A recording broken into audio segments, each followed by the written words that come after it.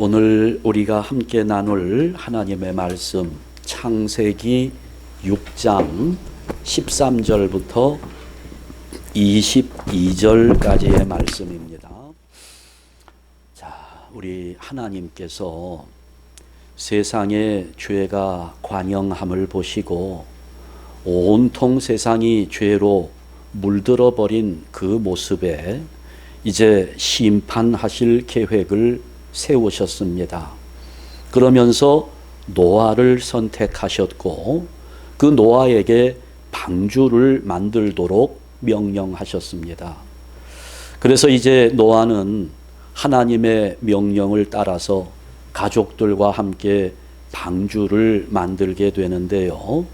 결국 하나님께서는 노아가 만든 방주를 통해서 그의 가족 8명을 심판에서 구원하셨습니다.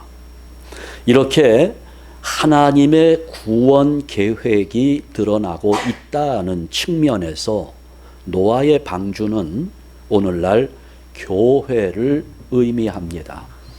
우리 교회, 노아의 방주와 같은 겁니다. 세상을 구원해야 할 사명을 가지고 있지요. 그래 오늘은 이 노아의 방주를 생각하면서 우리 교회를 생각해 보려고 합니다. 과연 교회의 동력은 무엇인가? 교회를 움직이는 힘은 어디에서 오는가? 교회가 움직여지는 것은 무엇에 기인하는가 하는 문제들을 함께 살피면서 은혜를 나누려고 합니다. 우리가 보통 노아의 방주하게 되면 쉽게 연상하는 것이 큰 배라고 생각을 합니다. 그러나 이 방주의 모양은 하나님이 직접 가르치셨잖아요. 이렇게 만들어라 했는데 그 만들어라 한 그대로 만들어 보니까 이 방주의 모양이 배의 모양이라기보다는 큰 상자의 모양입니다. 그래서 그 이름이요, 그 방주의 이름이 히브리어를 보니까 테바라는 단어를 쓰고 있어요. 이 테바라고 하는 단어, 영어로 번역하면 ark입니다. A-R-K, ark. 우리말로 번역하면 괴짝이라는 뜻입니다. 상자라는 말이에요. 근데 참 이렇게 보니까 구약 성경에 이 아크가 괴짝이라고 하는 것이 3가지가 나옵니다. 그런데 참 흥미로운 점은 이 3가지 등장하는 상자 아크가 다 하나님의 교회를 상징하고 있다는 점입니다. 그래서 우리가 성경에 나오는 이 상자들을 잘 살펴보면 오늘 우리가 세워나가야 할 교회는 어떤 모습이어야 하는지, 그리고 그 교회는 어디에서부터 힘을 받게 되는지 하는 것을 깨달을 수가 있습니다. 자, 우선 첫 번째 상자는 이미 말씀드린 대로 노아의 방주입니다. 큰 상자입니다. 이거는 노아가 하나님의 명령을 받고 하나님 말씀하신 그대로 만들어 놓은 엄청나게 큰 상자인데요. 그 배의 길이가 앞에서부터 뒤에까지 한 150m 정도가 되고요. 그 폭은 25m, 높이는 15m가 되는 어마어마하게 큰 상자입니다. 그것을 오늘 22절 말씀을 보니까 노아가 만들었는데 노아가 그와 같이 하여 하나님이 자기에게 명하신 대로 다 준행하였더라 이렇게 기록하고 있어요. 하나님이 방주를 이렇게 지으라고 아주 구체적으로 말씀하시잖아요. 나무로 잣나무로 만들고 안에는 역청을 칠하고 상중하 3층으로 하고 창문은 옆으로 내고 아주 구체적으로 명령하셨고 노아는 하나님의 말씀을 그대로 준행하면서 순종했습니다. 그러면서 이제 이 방주가 완성되었을 때 하나님의 심판이 임하게 되는데 기품의 샘들이 터지고 하늘의 창들이 열려서 40주야를 비가 땅에 쏟아지게 되는데 온 세상이 물로 뒤덮여버리고 말았습니다.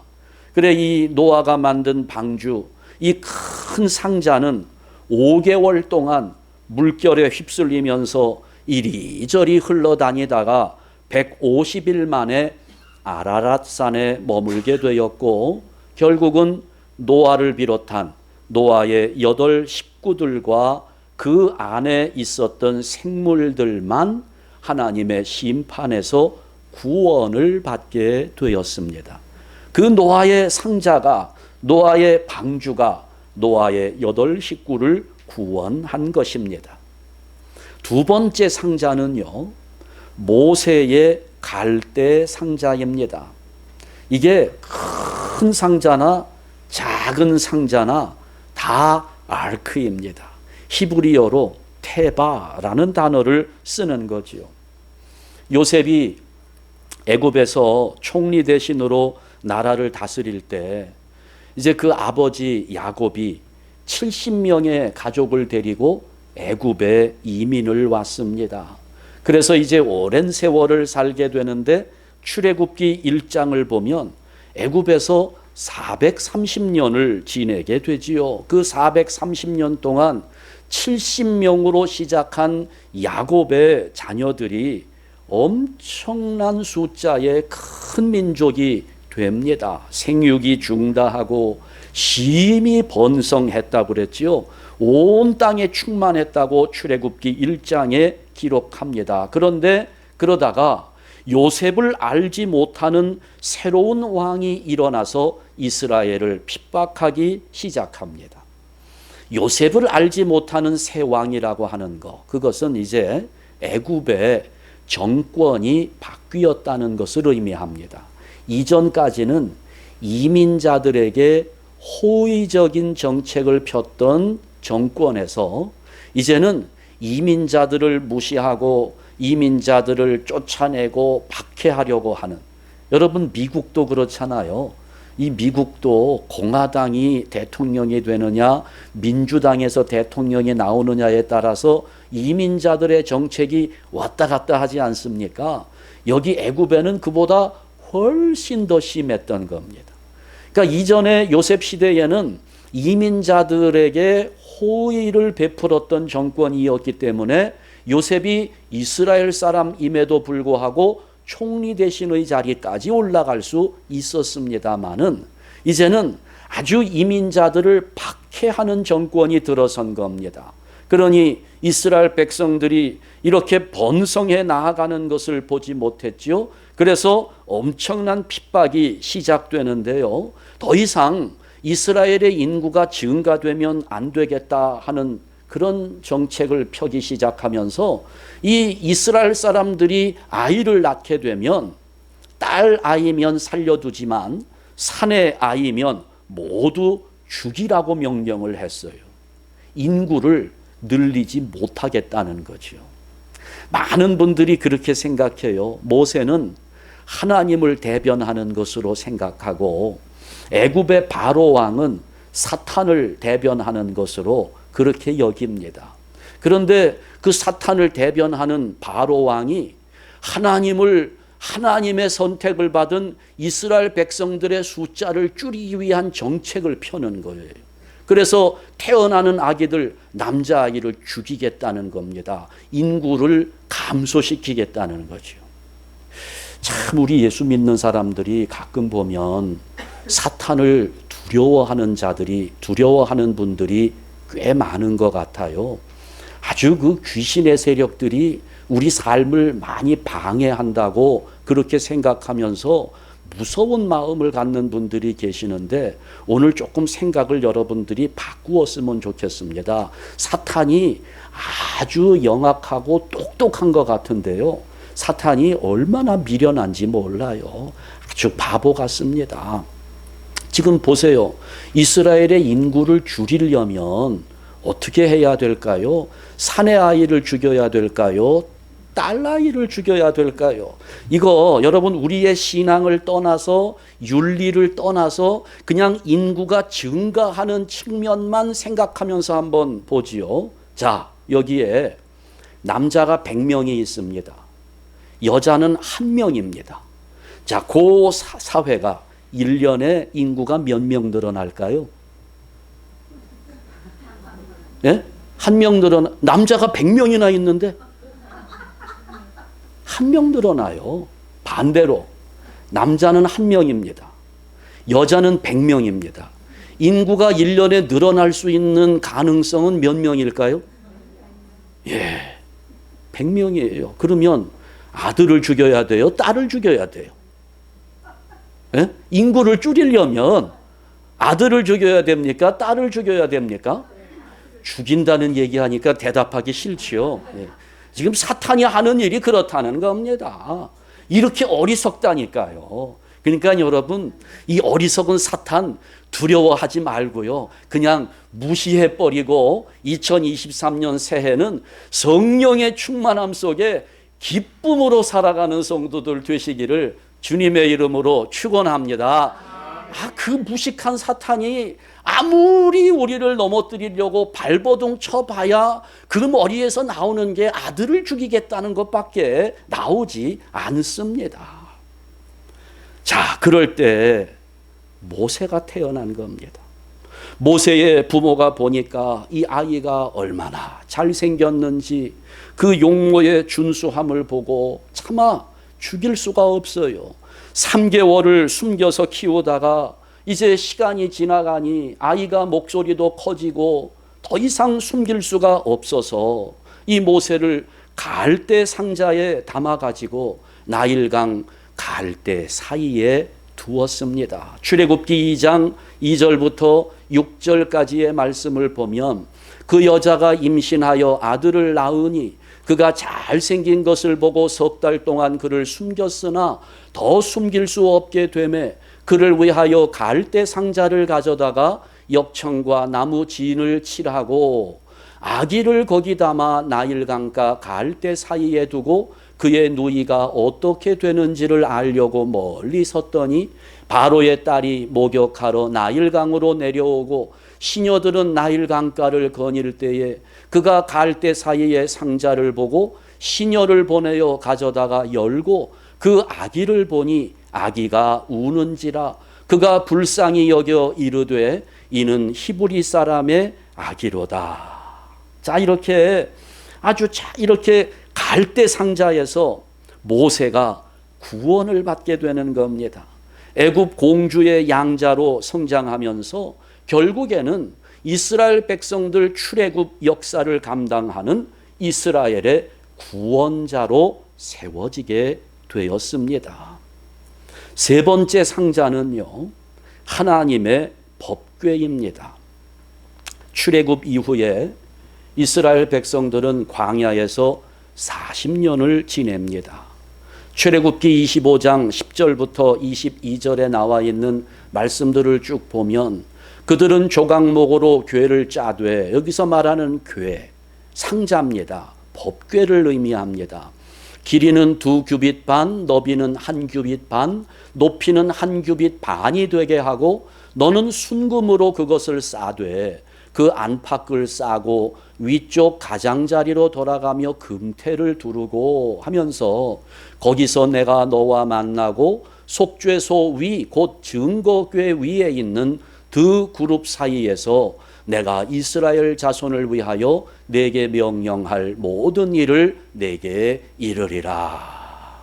자, 이 하나님의 법궤, 이스라엘 백성들은 그래서 이렇게 하나님 말씀하신 대로 법궤를 만들고 때로는 증거궤라고도 이름하고 때로는 언약궤라고도 그렇게 부릅니다. 자, 이 법궤를 앞세우고 법궤를 따라서 가나안까지 들어가게 되는 겁니다.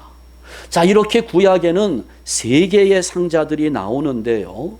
이 3개의 상자들이 다 하나님의 교회를 의미하고 있습니다. 오늘 이 시대를 보면 하나님의 구원의 역사를 이루어야 할 자리가 바로 교회입니다. 하나님 구원 역사가 이루어지는 곳입니다. 자, 그런데 방주 보세요. 하나님의 심판으로부터 당대 의인으로 인정받았던 노아의 가족들을 구원해냈습니다. 오늘날의 교회와 똑같은 사명을 가지고 있습니다. 갈대 상자, 모세를 구원했을 뿐만 아니라 이스라엘 백성들을 출애굽하는 지도자가 되도록 만들었습니다. 여기 또 하나님의 법궤는 이스라엘 백성들을 가나안 땅까지 인도해 주었습니다. 이런 것들을 우리는 구원이라고 말하는 것입니다. 그래서 이 세 개의 상자들은 구원이라고 하는 측면에서 볼 때 모두 교회를 의미하고 있는 것입니다. 그런데 이 세 개의 상자가 다 교회를 의미하고 있는데 중요한 것이 여기서부터예요. 이 세 개의 상자들이 다 다르지요. 크기도 다르고 재료도 다르고요. 다 다릅니다. 사이즈나 모양이나 이런 것들이 다 다르게 생겼는데 가만히 보니까 공통점이 딱 하나 있습니다.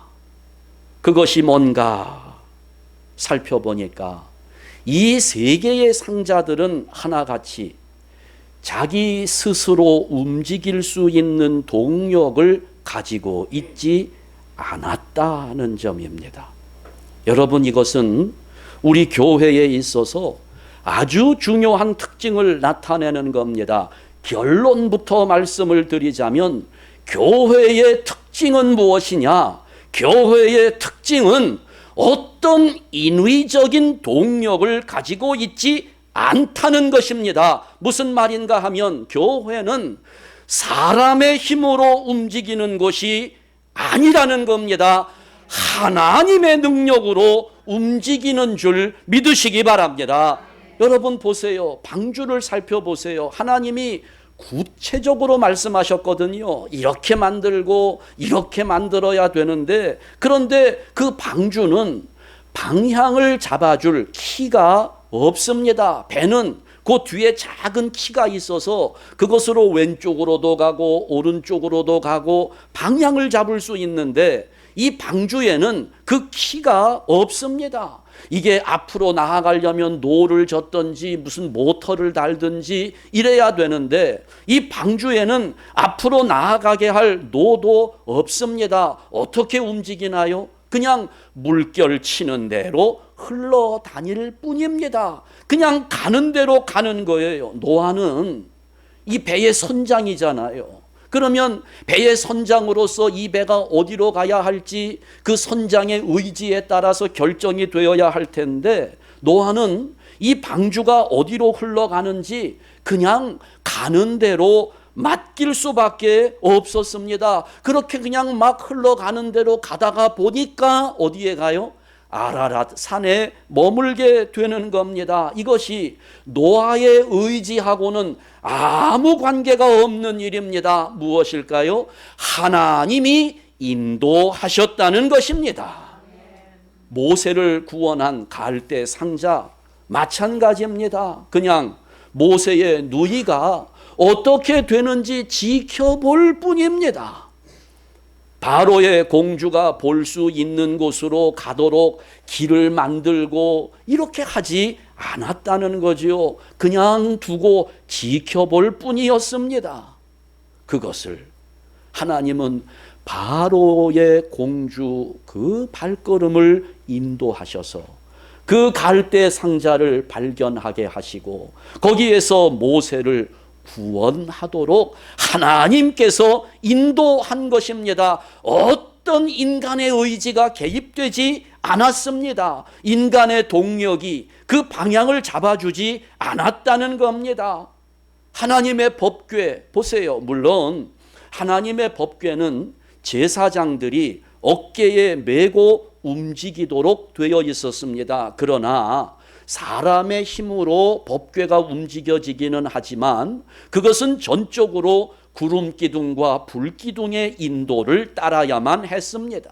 제사장들은 그것을 미고 갑니다. 그러나 미고 갈 뿐이에요. 어디로 가야 되는지, 언제 움직여야 하는지 제사장들의 의지는 전혀 반영되지 않습니다. 방향을 결정할 수 없고요, 시간을 결정할 수 없었습니다. 구름 기둥이 떠오르면 메고 가는 겁니다. 구름 기둥이 가는 곳으로 따라가는 거예요. 구름 기둥이 머물러 서게 되면 거기에 멈추는 겁니다. 인간의 힘이 사용되고는 있지만 그 힘은 전적으로 성령님의 인도하심을 따르는, 성령님의 지시를 따르는 것 이외에는 용납되지 않았다는 겁니다. 노아의 방주도 그랬고, 모세의 갈대 상자도 그랬고, 하나님의 법궤도 마찬가지인데 바로 이것이 교회의 특징이라는 겁니다. 인위적인 동력이 없다는 것입니다. 때문에 교회 안에서는 철저하게 인간의 힘이 빠져야 하는 것입니다. 교회는 전적으로 하나님의 의지에 따라서 방향이 결정되고 성령님의 인도하심에 따라 움직이는 것, 바로 이것이 교회라는 것입니다. 그런데 오늘날 이 시대의 교회들이 이러한 교회의 특징을 잃어버리고 말았습니다. 교회가 하나님의 뜻은 아랑곳하지 않고 그저 몇몇 사람들의 의지에 의해서, 또 교회를 구성하고 있는 교인들의 비위를 맞추어주고 그들의 눈치를 보면서 인간들의 욕심을 채워주는 기관으로 변질되고 말았습니다. 교회 왜곡의 현상이 얼마나 강력하게 나타나고 있는지 몰라요. 그러니 하나님의 교회가 생명 안에서 왕 노릇하며 이 세상을 다스리고 세상의 영향력을 행사해야 되는데 이 교회가 엉뚱한 방향으로 가고 있는 거예요. 요즘은 교회가 무슨 건강을 관리하는 방법을 이야기해 주면서 사람을 모으죠. 재테크하는 방법들을 강의하면서 사람들이 모이게 합니다. 돈 버는 방법을 강의하고, 또 요즘에는 어떤 본점 교회가 있고 그 본점 교회가 여기저기 수많은 지점 교회를 거느리면서, 그러면서 교인들의 숫자는 엄청나게 늘어나게 만들고 있습니다마는 세상 속에서 생명 안에 왕 노릇해야 될 교회가 왕 노릇을 하기는커녕 오히려 손가락질의 대상이 되고 비난의 대상이 되고 말았습니다. 이유가 어디 있을까요? 교회의 특징을 잃어버렸기 때문입니다. 인간의 힘이 동력으로 작용하니까 교회 안에 하나님의 능력이 역사하시지 않고 있는 것입니다. 회개해야 되는 부분이에요. 오늘 우리 교회를 바르게 세워야 합니다. 인간의 힘을 배제하고 하나님의 능력이 역사하는 자리로 만들어가야 되는 것입니다. 시카고에 아주 유명한 교회가 있어요. 윌로우 크릭 처치. 그 목사님, 빌 하이벨스 목사님은 아주 젊은 목사님들, 교회의 성장을 꿈꾸는 목사님들에게 전 세계적으로 우상과 같은 존재입니다. 근데 그 교회가 1975년인가요?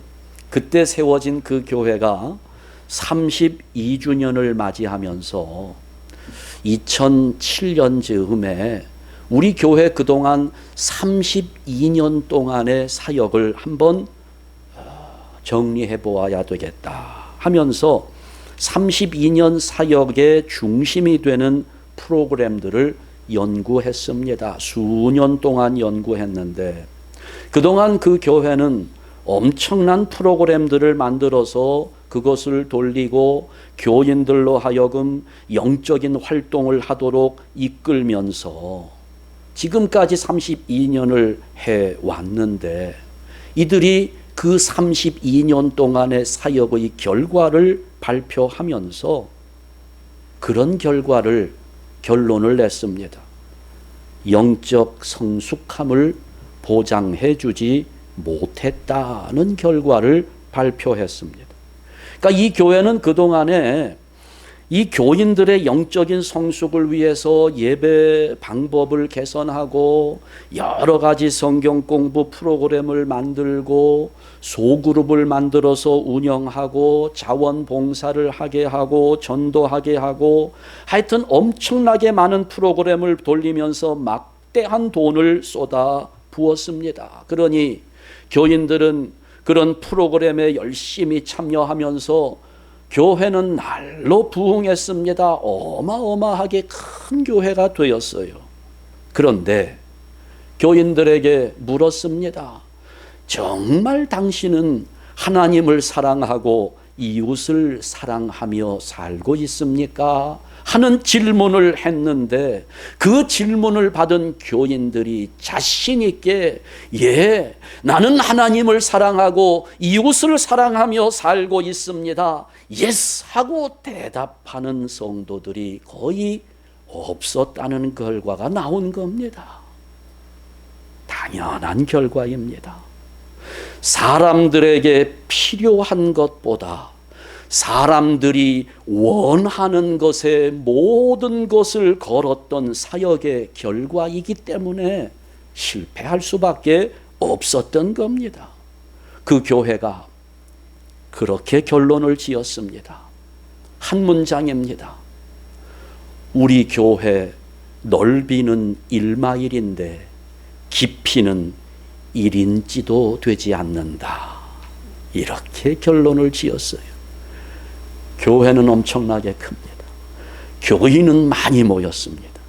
그러나 그 신앙의 깊이가, 영적 성숙함의 깊이가 1인치도 되지 않는다는 결론을 지으면서 We are wrong. 우리는 실패했다고 그렇게 결론을 내렸습니다.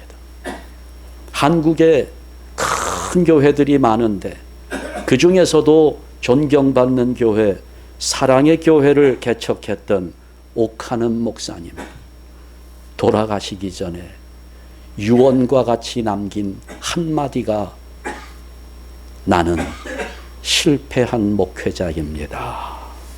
이렇게 말하고 돌아가셨습니다. 제자훈련 프로그램을 통해서 초대형 교회를 이루신 목사님인데 나는 실패한 목회자입니다. 저는 그렇게 해석합니다. 많은 사람을 모았고 제자훈련을 받게 했지만 교만한 교인들을 만들어냈고 교회 안에 인위적인 자기의 힘으로 인간의 능력으로 뭔가를 이룰 수 있다고 생각하는 그 인위적인 동력을 만들어냈다는 고백으로 저는 그렇게 받아들입니다. 저도 그런 경험을 갖고 있어요. 한동안 여기 새들백 교회, 굉장히 유명한 교회지요. 목적이 이끄는 교회라고 하는 릭 워렌 목사님의 책이 선풍적인 인기를 끌 때 그때 제가 한국에 있었는데요. 저도 제가 목회하던 교회에서 그 프로그램을 도입했습니다.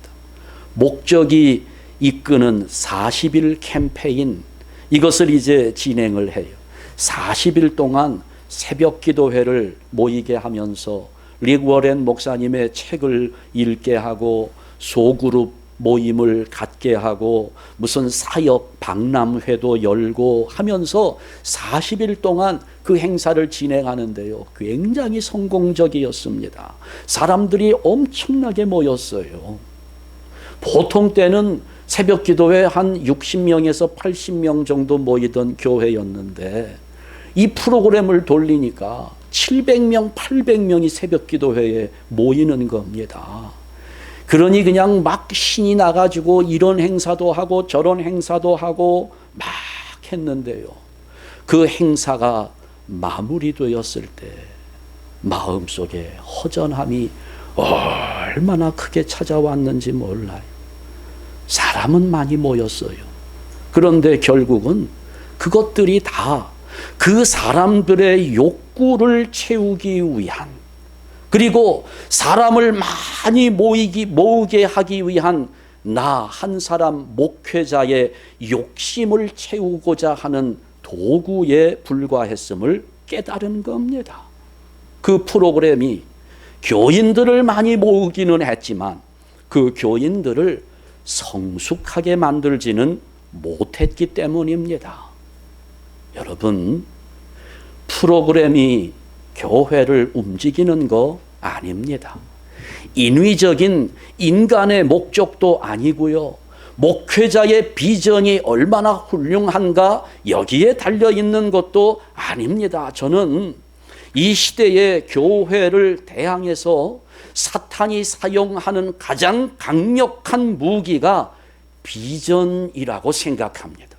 이 비전이라고 하는 말이 너무 좋은 말이고 정말 우리 안에서 엄청난 긍정적인 에너지를 만들어낼 수 있는 단어임에도 불구하고 그것을 사탄의 무기라고 생각하는 이유는 한 가지입니다. 너무나 좋은 것인데 거기에다가 사탄은 한 가지를 첨가시키는 거예요. 그 비전이라고 하는 포장 속에 인간의 의도가 들어가게 만드는 겁니다. 거기에 목회자의 욕심이 들어가게 만드는 거예요. 이런 인위적인 동력을, 목회자의 욕심을 비전이라고 하는 아름다운 말로 포장을 해놓고 사탄은 우리 교회가 왜곡되게 만드는 겁니다. 변질되게 만드는 거예요. 생각해 보세요. 예수님 이 땅에 계실 때 얼마나 많은 기적을 행했습니까? 먹을 것도 주었습니다. 병자들도 고쳐주었습니다. 사람들은 예수님을 따라다니면 자기의 욕구가 채워지는 것을 경험했습니다. 예수님만 따라다니면 내 병도 나을 수 있고, 예수님을 따라가면 배고픔도 면할 수 있고, 예수님을 따라다니면 엄청난 기적을 체험할 수 있다고 자기의 욕구가 채워지니 너도 나도 수많은 사람들이 예수님을 따라갔습니다. 엄청난 사람이 모였어요. 그러나 예수님께서 그 사람들에게 십자가를 말씀하시면서 하나님의 뜻은 내가 십자가를 지고 너희의 죄 때문에 죽는 것이 하나님의 뜻이라고 하는 이야기를 할 때에 그 사람들은 다 떠나가 버리고 말았습니다. 예수님께서 제자들에게 묻습니다. 너희도 가려느냐? 너희의 욕구가 채워지지 않고 너희가 원하는 것에 만족함을 누리지 못하고 하나님의 뜻이 십자가를 지고 가는 것에 있다고 해서 너희들도 나를 떠나가겠느냐? 예수님 묻습니다. 그때 베드로가 대답합니다. 요한복음 6장 68절 말씀이에요. 주여 영생의 말씀이 주께 있사오니 우리가 누구에게로 가오리까? 우리 함께 고백해 봅시다. 다 같이 주여 영생의 말씀이 주께 있사오니 우리가 누구에게로 가오리까? 아멘. 오늘 2023년을 시작하는 우리 모든 성도들의 입술 속에서 주님, 내 욕심을 채우고자 함이 아니라, 나의 만족함이 아니라 하나님의 뜻을 이루기 위하여 성령님께서 인도하시는 대로 순종하겠습니다라는 고백과 더불어서 우리 모두가 함께 주여 영생의 말씀이 주께 있사오니 우리가 누구에게로 가오리까? 어디도 따르지 않겠습니다. 눈 돌리지 않겠습니다. 한문 팔지 않겠습니다. 주님 말씀만 받아들고 주님만 바라보고 가겠나이다 고백하시기를 축원합니다.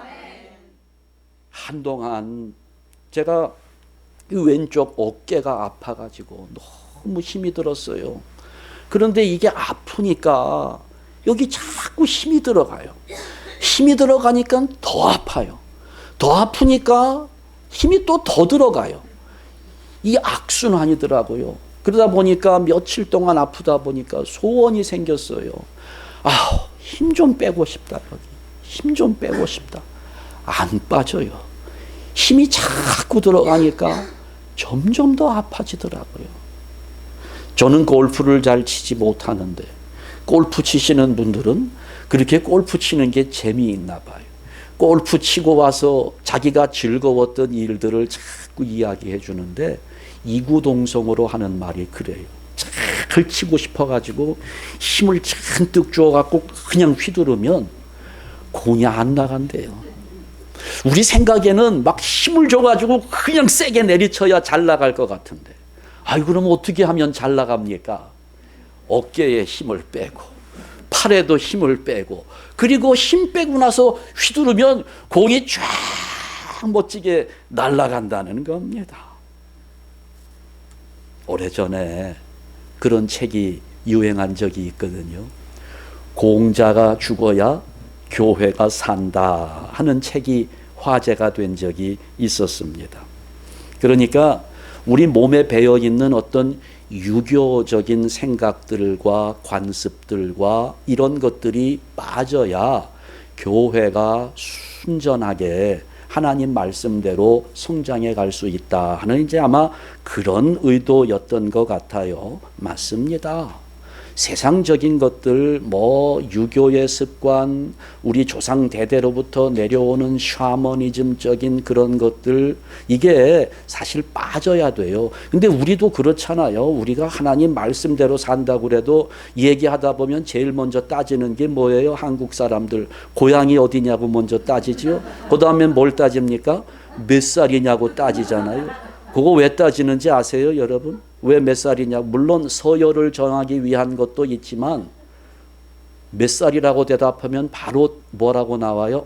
소띠시네? 닭띠시네? 그러면 거기에서 뭘 보는 거예요? 사주를 보는 거예요. 너하고 나하고 잘 어울리는지 안 어울리는지 이런 거 따지는 건데, 여러분 그런 거 따지면서 마음에 가책이 돼 보신 적 있나요?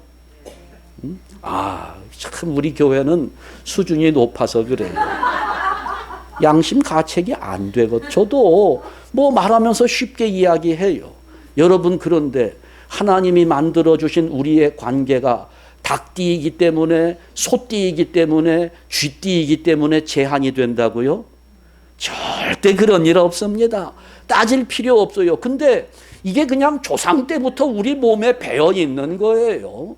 그러니 그런 것을 따지면서도 가책도 별로 없고, 공자가 죽어야 교회가 산다, 예수가 산다, 뭐 이런 말들이 아마 그런 의도였던 것 같아요. 그런데 여러분, 교회가 살기 위해서 공자도 죽어야 되고 또 죽어야 될 것이 많아요. 그 중에서도 교회가 살려면 반드시 죽어야 할 것 한 가지가 있는데, 인간의 힘이 빠져야 되는 겁니다.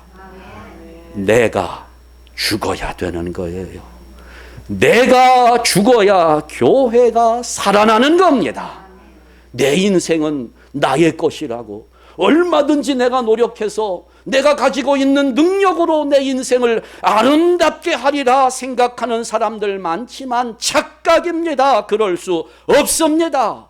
내 힘이 빠지고 성령님께서 내 안에서 나를 인도하시게 되면 그때부터 내 안에 예수님이 사시는 겁니다. 내가 예수님의 삶을 살게 되는 거예요. 여러분, 분명하게 새겨 넣으십시오. 교회는 무엇으로 움직이는가?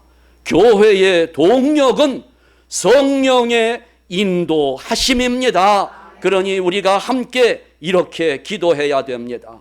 이것을 알기 원합니다. 이것을 깨닫기 원합니다. 하나님의 지혜를 우리에게 주옵소서. 그렇게 기도하면서 우리 함께 다짐하기를, 하나님 올 한 해 내 힘을 빼게 하시고 우리 교회 인위적인 동력을 앞세우지 않게 하여 주시고 성령님의 인도에 따르도록 그 인도하심에 순종하겠습니다 결단하기를 바랍니다. 우리가 이렇게 기도하고 다짐하면서 새해에는 다른 어떤 것도 마음 주지 말고 눈길 돌리지 말고 오직 성령님의 인도하심에 집중하면서 우리 교회는 그 어떤 것도 아니라 성령님께 이끌리는 교회를 세워갈 수 있기를 주님의 이름으로 축원합니다. 기도하겠습니다. 하나님 아버지, 감사합니다. 새해를 우리에게 주셨고 이 새해를 우리가 기대 속에 지내는 중에 오늘 우리 교회는 어디에서 힘을 얻게 되는 것인지, 여기에 더하여 오늘 우리 인생이 아름다워지기 위해서는 과연 무엇이 죽어야 하는지를 알게 하셨습니다.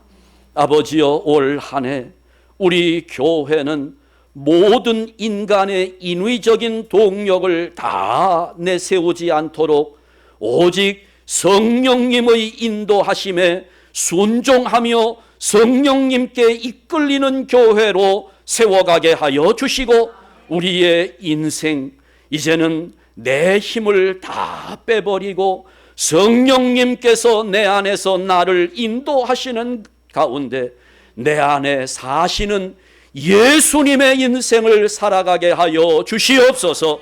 예수 그리스도의 이름으로 기도하옵나이다. 아멘.